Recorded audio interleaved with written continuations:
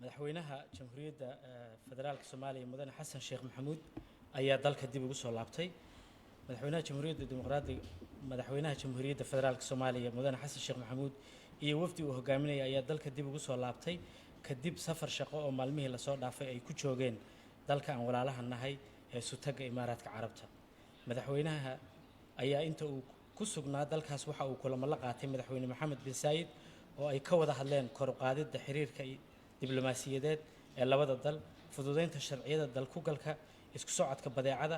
kobcinta dhaqaalaha horumarinta bangiyada iyo xoojinta maalgashiga dalkeena sidoo kale madaxweynaha jamhuuriyadda mudane Xasan Sheekh Maxamuud ayaa kulan la qaatay jaaliyada iyo ganacsatada Soomaaliyeed ee ku dhaqan dalka isku tag Imaaraadka Carabta isagoo ka dhageystay warbixin ku aadan caqabadaha iyo tabashooyinka ay qabaan waxa uuna sheegay inay dawladdu dadaal ku bixinayso wax ka qabashada cabashooyinkooda waxaa kaloo jirta in madaxweynaha jamhuuriyadda federaalka mudane Xasan Sheekh Maxamuud laga helay caabuqa COVID-19 maanta kadib markii baaritaan lagu sameeyay xaaladda caafimaadka madaxweynuhu aad bay u wanaagsan tahay calaamadihii COVID-kana ma laha madaxweynaha ayaa si nabad ah maanta dalka ugu soo laabtay waxa uuna si caadi ah u wadan doonaa howlihiisa shaqo ee ku aadan u adeegida qaranka isagoo raaci doona tilmaamaha caafimaadka iyo taxadarka la xiriira COVID-19 waad mahadsantihiin wixii su'aalo ah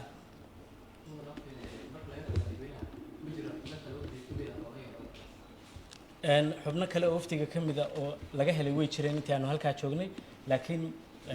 maanta negative bay ahaayeen positive ma ahayn magacaaga iyo halkaad ka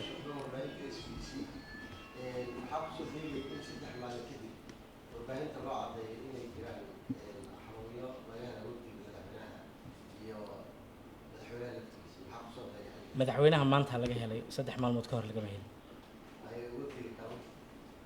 muhiimaddu waa madaxweynahana maanta laga helay ayaa kala su'aal qaba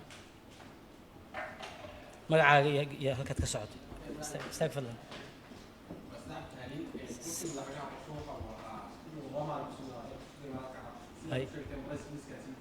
haye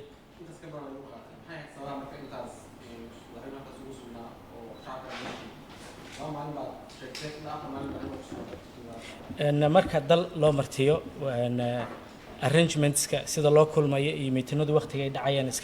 jadwalka kulamada waxaa iskale dalka martida loo yahay sidaasayna u qorsheeyeen iyagu Sakariya Shabeelle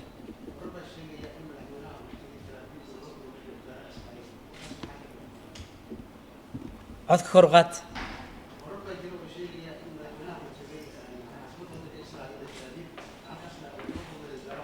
إسرائيل ما إمارات كي كل احتلال ما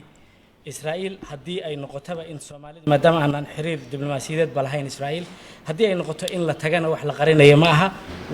لكن لما تجين هذا وحلا تجي إمارات كعربتها إمارات كانوا حكوية الله هلك إمارات حكوية له إسرائيلنا إمارات ككم احتلال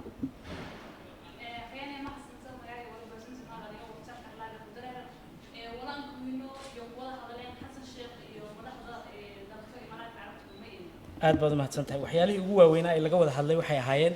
wax jaaliyadihii iyo ganacsatadii Soomaaliyeed ee meesha lagu la kulmayna cabashooyinkooda ka mid ahaa wixii labada wadan xiriirkooda ka xumaaday hagaajintoodana wax weyn ka tari lahaa haddaan qodobadii ugu muhiimsanaa idin sheego waa 20 milyan oo ay ugu deeqeen abaaraha waxaa la fududeeyay fiisaha muwaadiniinta Soomaaliyeed ay ku tagayaan dalka Imaaraadka Carabta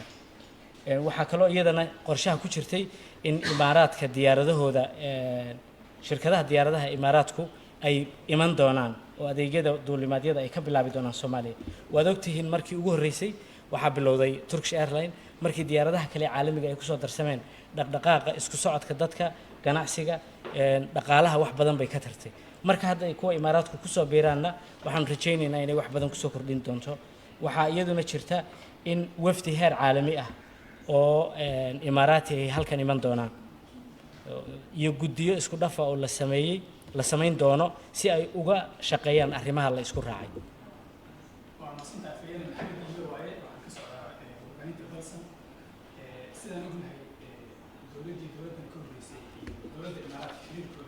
oo uusan wanaagsaneyn oo wax uu joogsaday maxaa laga wada hadlay oo ku saabsan xiriiradii horey u xumaaday ee labada dowladood horta maxamedow soo maxamed maahan magacaagu maxamed waxaa isbedelaa dowladda maahay waa xukuumadda dowladda Soomaaliyeed weli waa sideedii waxa laga wada hadlayna waxay ahaayeen xiriirka soo jireenka ah ee ka dhaxeeya dowladda Imaaraadka Carabta iyo dowladdeena federaalka ah xiriirkaasina wuxuu ku salka ku hayaa mid ammaan mid ganacsi mid horumarineed iyo mid walaaltinimo maadaama laba shacab oo walaalo ah jaamacadda carabta ku wada jira islaam wada ah aanu nahay arrintaas aad xoog loo saaray oo looga hadlay SBC magaca Abdullahi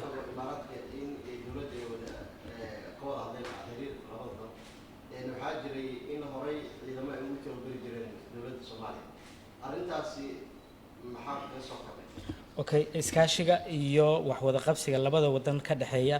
oo dhan walba ku saabsan ama amniga ama ganacsiga ama horumarinta ku saabsan waxa go'aanadooda gaari doona iyo sida ay u fuli doonaan gudiyada isku dhafka ah ee la sameyn doono ayaa kala su'aal kala qaba aways mustaqbal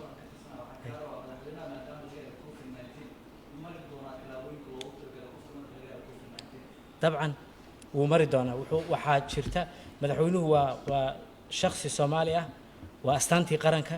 wax walba oo waajib ku ah muwaadiniinta Soomaaliga ah waajib ku ah wax talaabooyin walba oo looga baahan yahay taxadar ahaan qofka covid laga helana wuu mari doonaa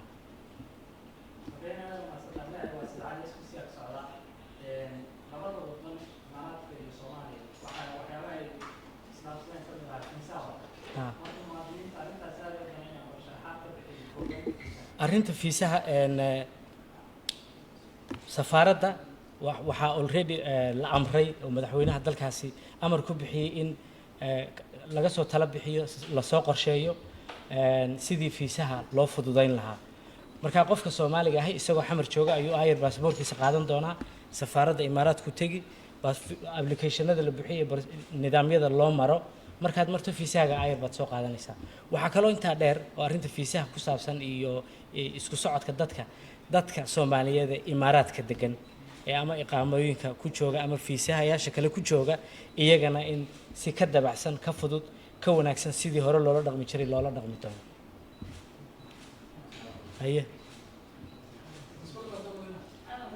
hay wax su'aal ma qabtaan